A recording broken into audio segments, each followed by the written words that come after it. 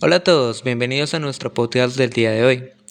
Hoy vamos a sumergirnos en temáticas de gran interés en el campo de la educación, que son la didáctica y el currículum, especialmente en su transición de la modernidad a la posmodernidad. Hoy nos vamos a basar en el análisis de Antonio Bolívar en su obra Didáctica y Currículum, de la modernidad a la posmodernidad. Hoy vamos a discutir dos capítulos claves, el capítulo 2, que examina las bases modernas de la didáctica y el currículum, y el 4, que se enfoca en cómo estos conceptos evolucionan en la posmodernidad. Para debatir, hoy tenemos a dos invitados especiales.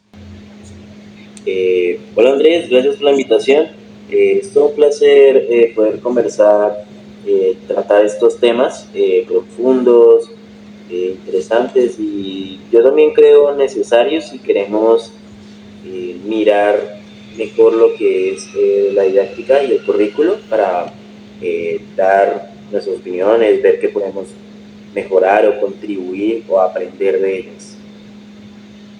Gracias, en serio estoy muy agradecido con la invitación. Antonio Bolívar aporta una visión muy interesante sobre estos aspectos. La verdad, me parece que sus capítulos nos ayudan mucho a contextualizar cambios fundamentales en la educación. Bien, para ponernos un poquito más de contexto de quiénes son estas dos personas, aquí tenemos al compañero David Camilo y al compañero Gianfranco Aguilera. Los dos son estudiantes de la Universidad de Los Llanos que están cursando en este momento el quinto semestre de Educación Física y Deporte. Bien, también nos encontramos de manera virtual para realizar este debate. Bien, para comenzar este debate, Antonio Bolívar nos sugiere que las bases de la modernidad han sido claves en la configuración de la didáctica y el currículum. Entonces, hago una pregunta. ¿Cómo describirían ustedes la influencia de la modernidad en estos aspectos? ¿Cuáles son las principales características que Bolívar destaca? Ok, la modernidad, según lo que entendí del texto de Antonio Bolívar, eh, nos genera una educación bastante rígida, ¿no? Con una estructura muy centralizada, enfocada en la racionalidad y el progreso. Pues en el capítulo 2 se menciona que la modernidad se caracteriza por la estandarización, los objetivos, bueno, alcanzar estos objetivos y conocimientos, digamos, de una forma universal. Es visto el currículo y también pues, el estudiante, lo que se debe aprender, como un molde, digamos, para, es una guía para seguir, cumplir un ideal para el progreso social, pensaría. Estoy de acuerdo contigo, Chris. Bolívar se enfoca mucho en la idea de que la modernidad ve la educación como una idea para crear una sociedad homogénea, siguiendo los ideales, por ejemplo, ilustrados en el orden de la racionalidad, ¿sí? Eso tiene implicaciones directas en la didáctica, que es en este contexto es una práctica, por decirlo así, orientada a la transmisión de conocimientos específicos. Como dice Bolívar, el docente es quien domina el conocimiento y lo transmite al estudiante de manera vertical. No sé si de pronto me hago entender con esto que acabo de mencionar. Este modelo se basa en la creencia que solo hay un camino al conocimiento, y ese camino es el que está en el currículum establecido. Muy interesante, la verdad, sus respuestas. Pero entonces podríamos decir que ¿creerían que este enfoque tuvo puntos positivos en la formación educativa de esa época? Pues sí, yo creo que sin duda en su momento fue, pues de pronto no lo indicado, pero sí pues el primer paso.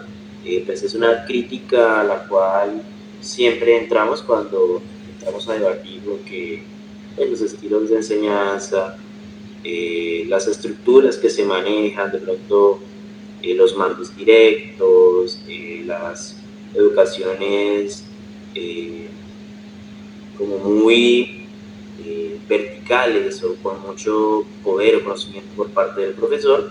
Considero que fue, no me gustaría llamarlo ideal, pero fue muy útil en su momento para promover, para facilitar el acceso, pero en cuanto a la cantidad, a satisfacer esa necesidad de conocimiento, digamos, en lo que llamamos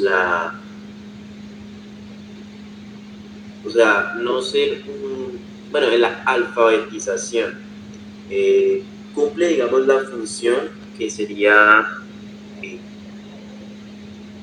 darle esta posibilidad a la gran mayor cantidad de personas, pero entrando al debate de nuevo, no es, bueno, la educación un poco más personalizada o con grupos más pequeños, podría decirse que es de mejor calidad.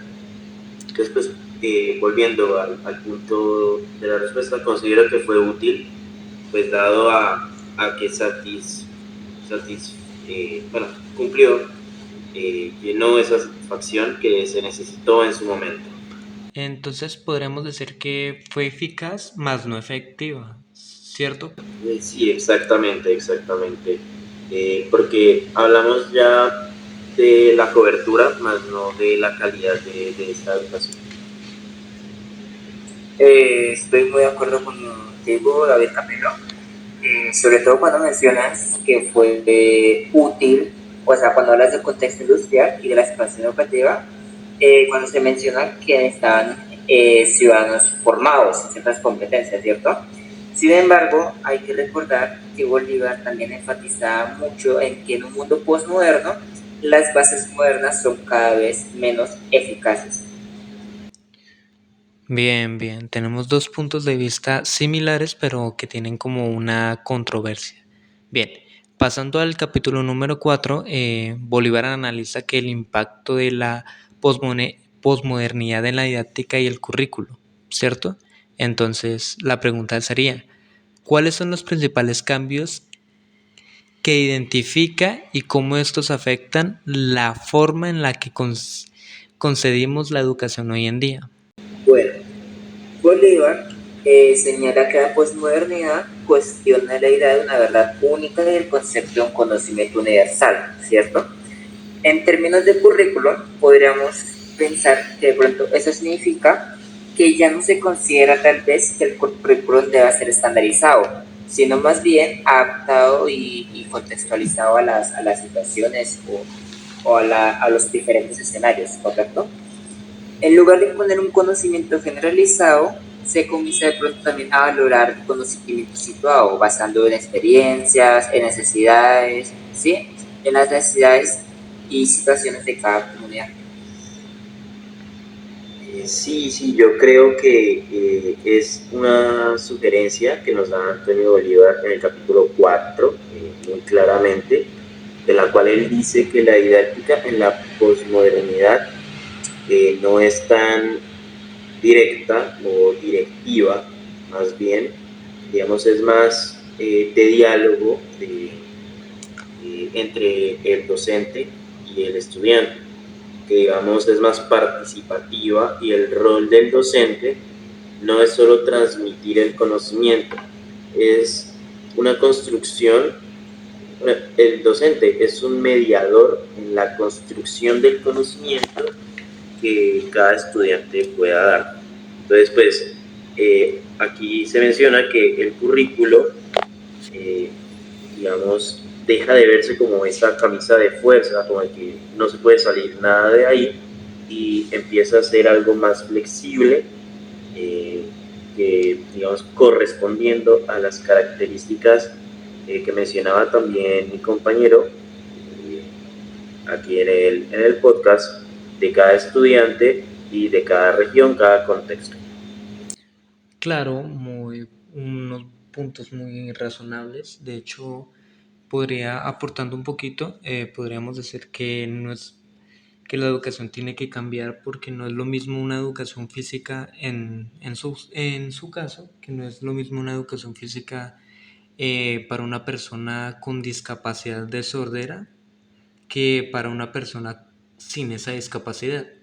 Bien, entonces, para la pregunta, ¿creen entonces que este enfoque posmoderno enfrenta desafíos al aplicarse en sistemas educativos tan estructurados, o sea, que llevan tanto tiempo estructurados? La verdad, creo que la posmodernidad desafía directamente esas estructuras rígidas y centralizadas de los sistemas educativos, ¿sí? Y eso a su vez es difícil de implementar en la práctica. Me hago entender. Muchas escuelas y currículos siguen estructuras de manera vertical y al intentar adoptar un enfoque flexible requiere no solo nuevas estrategias, sino que también de reentrenar a los docentes y repensar de pronto el papel de las instituciones educativas. Claro, porque además, hablando en términos de posmodernidad, introducimos lo que es la diversidad y pluralidad, digamos, no las instituciones más tradicionales no están preparadas para esto y pues esto genera conflictos entre cómo se ha venido llevando de manera tradicional a las necesidades que se presentan hoy en día. Entonces, pues yo creo que es un reto para nosotros como docentes, futuros docentes y docentes en formación, estructurar el currículo, construirlo según el contexto y las diversidades que pueden ser de diferentes tipos, ¿no? Identidad cultural, racial, ¿no? Ya conocemos estas dificultades que ocurren. Bien, considerando que la modernidad y la posmodernidad ofrecen enfoques casi opuestos, ¿creen que podría converger en un modelo educativo equilibrado? O sea, que puede hacer algunas cosas de la modernidad y otras cosas de la posmodernidad. Sí, porque yo creo que no se puede dejar de lado completamente o se puede ignorar lo que nos ha dejado la modernidad, digamos, el esfuerzo por el progreso social y colectivo, pero sí considero muy importante esta flexibilidad que nos plantea la posmodernidad, en la que el currículo didáctica no sea rígida y pues se adapte al contexto, pero entendiendo, volviendo también a la mirada de la modernidad, que deben existir ciertos conocimientos y habilidades que debe conocerse a nivel general. Estoy de acuerdo. Es posible que se pueda lograr un modelo híbrido donde la estructura moderna brinde una base sólida, mientras que a su vez la posmodernidad aporte flexibilidad y adaptabilidad. No sé si de pronto me hago entender. Para ser un poquito más claros, Bolívar sugiere que la educación debe ser capaz de mirar el pasado y adaptarse al futuro. De esta forma, el conocimiento podría organizarse de manera flexible y a su vez sin abandonar de pronto la visión de una educación para el bien común. Bien, bien. Entonces, como para ir cerrando este podcast, ¿qué creen que Bolívar nos invita a reflexionar sobre el futuro de la didáctica y el currículo? Muy interesante por las posturas de Bolívar, siempre han sido muy críticas a lo que es el currículo y la didáctica. Pues yo considero que nos invita precisamente a eso mismo, a ser críticos con las estructuras, digamos, de poder que siempre han existido y también con las que hemos adoptado como docentes y en nuestras prácticas. Pues nos invita a buscar, digamos, un equilibrio donde el currículo no sea el limitante, sino que sea una oportunidad para crearlo o para reformarlo en base a las capacidades que nos da, volviendo también a la posmodernidad, de interactuar en este mundo tan diverso. Tu obra nos recuerda que la educación es una construcción social y que como tal debe solucionar y evolucionar con los cambios de la sociedad. Por ejemplo, la educación debe estar en constante diálogo con la realidad social, cultural y económica de los estudiantes. Así es, las dos posturas y sus dos opiniones son totalmente coherentes con el tema, porque es un tema que definitivamente invita a una reflexión profunda.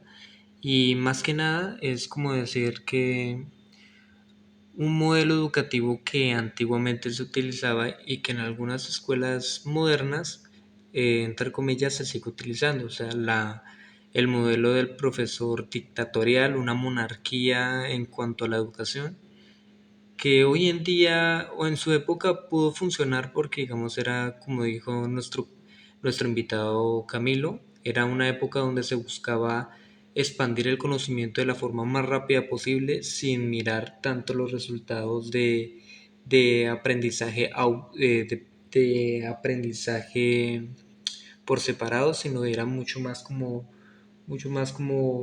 cuántas personas podemos enseñar en vez de qué calidad de enseñanza estamos dando.